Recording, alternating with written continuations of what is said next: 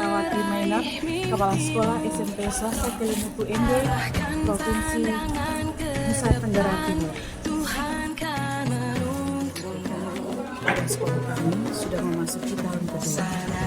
Pelaksanaan kurikulum merdeka di tahun sekolah kami mengalami permasalahan ataupun kendala-kendala yang masih kami hadapi.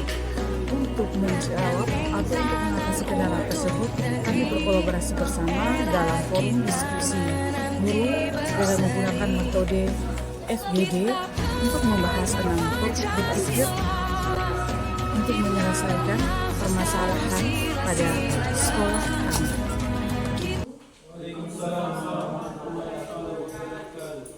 Selamat siang semuanya, salam sehat selalu, salam sejahtera buat kita semua. Baik Bapak Ibu, pada forum diskusi kita hari ini kita membahas tentang 6 topik berpikir dalam menyelesaikan permasalahan yang ada dalam kurikulum merdeka. Itu saya meminta dari masing-masing kelompok yang sudah dibagikan berdasarkan warna topinya untuk bisa mempresentasikan. Untuk itu Bapak Ibu, saya persilakan dulu topi yang warna merah dulu. Baik, terima kasih atas kesempatan yang diberikan kepada kelompok kami topi merah. Kami akan membacakan hasil diskusi kami menyangkut perasaan kami selama menjalankan kurikulum merdeka. Perasaan senang. Yang pertama, sebagai guru kami merasa senang karena kami dapat melaksanakan kurikulum merdeka, di antaranya penerapan pembelajaran berdiferensiasi di kelas yang menjawab kebutuhan siswa dan dapat menciptakan pembelajaran yang menyenangkan. Yang kedua, kami dapat memahami apa itu proyek serta mengetahui langkah-langkah dalam proyek. Yang ketiga, kami dapat mengetahui apa itu asesmen, baik asesmen formatif maupun asesmen sumatif. Kemudian susahnya yang pertama, guru masih terbiasa dengan kurikulum lama sehingga perlu adanya penyesuaian. Kesempatan yang diberikan kepada kelompok berlembaran putih. Pertama, informasi yang kita punya. Informasi yang pertama tentang kurikulum mereka yang kami dapat. Lalu yang kedua, pembelajaran yang bersifat berdiferensiasi. Ya. Yang berikut, pendekatan pembelajaran yang berpusat pada siswa. Lalu yang berikut, mulai pembelajaran project based learning, geometry based learning, dan lain-lain. Lalu yang berikut, pembelajaran P5. Dan yang terakhir, asesmen formatif dan sumatif. Lalu yang berikut, informasi yang kedua, informasi apa yang masih perlu kita cari. Yang pertama, pembelajaran berbasis IT. Yang kedua, pembelajaran berinteraktif, berkolaborasi, dan menyenangkan. Lalu yang berikut, meningkatkan kembali literasi dasar dan numerasi. Yang berikut, mencari sumber belajar di PMM. Yang berikut, meningkatkan pemahaman siswa tentang konten, proses, dan hasil. Dan yang terakhir, meningkatkan mutu rapor pendidikan. Terima kasih dari kelompok. Apa yang disampaikan oleh kelompok topi warna putih tentang berisi fakta, data, dan angka dan informasi yang mereka hadapi. Selanjutnya kita akan mendengar informasi atau hasil diskusi dari topi warna hitam. Baik, terima kasih atas waktu dan kesempatan yang diberikan kepada kami.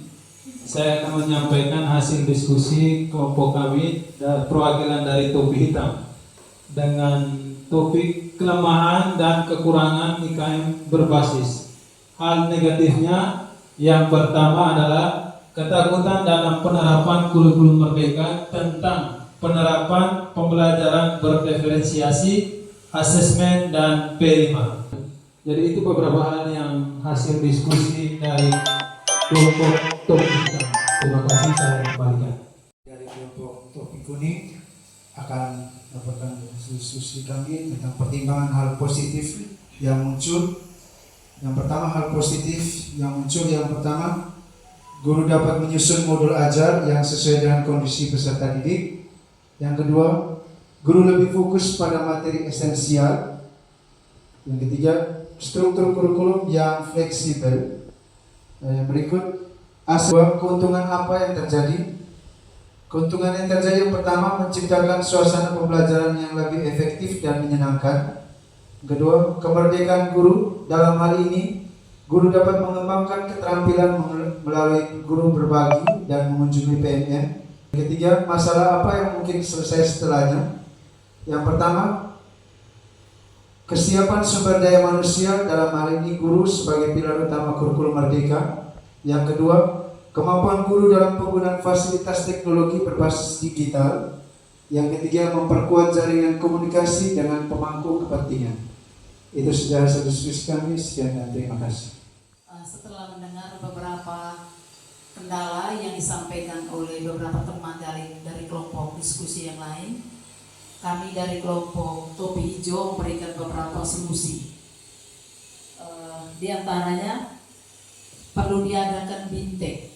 Kemudian yang berikutnya, diberikan kesempatan kepada Bapak Ibu guru untuk boleh mengikuti pelatihan-pelatihan, webinar, dan juga pelatihan-pelatihan mandiri yang ada di PMM. Kemudian bisa juga dilakukan berdiskusi dalam komunitas belajar, melakukan praktek baik ataupun belajar dari praktek baik dari sesama teman yang lain, serta melakukan refleksi bersama. Itu saja solusi yang bisa kami berikan. Terima kasih, saya kembalikan. Dari masing-masing kelompok dengan topi warna putih, merah, hitam, kuning, dan hijau yang sudah menyampaikan hasil diskusinya tersebut, perlu kita simpulkan bersama bahwa dalam menjalankan IKM ini perlu adanya kerjasama kita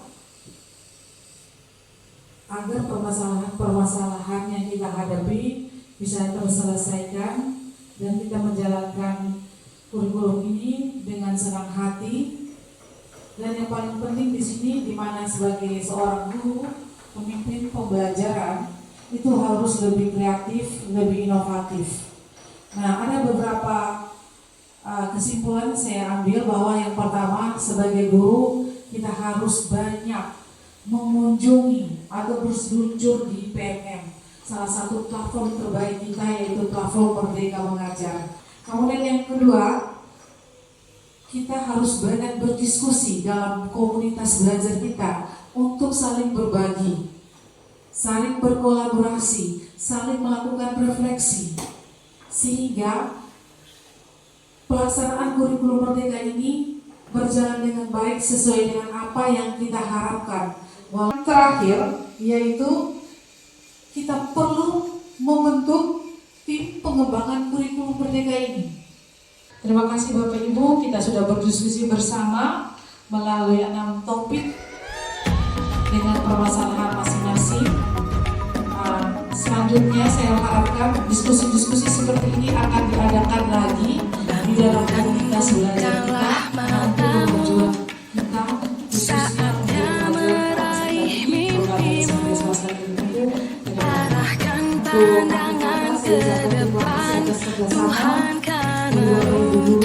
Wassalamualaikum warahmatullahi wabarakatuh. Selamat